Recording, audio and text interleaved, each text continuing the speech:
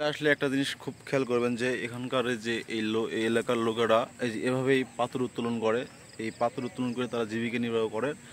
এখানে শুধু এই মামা একাই না, ওই নদীর ওই যে দেখতেছেন অনেকেই এরকমভাবে পাথর উত্তোলন করতেছে। এভাবেই তারা প্রতিদিনের ন্যায় পাথর উত্তোলন করেন এবং তাদের জীবিকা নির্বাহ করে। তেঁতুলিয়ার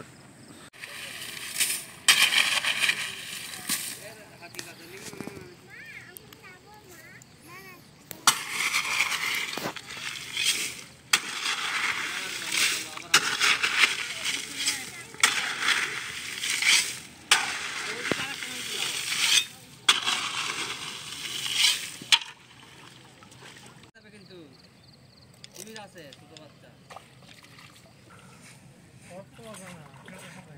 হ্যাঁ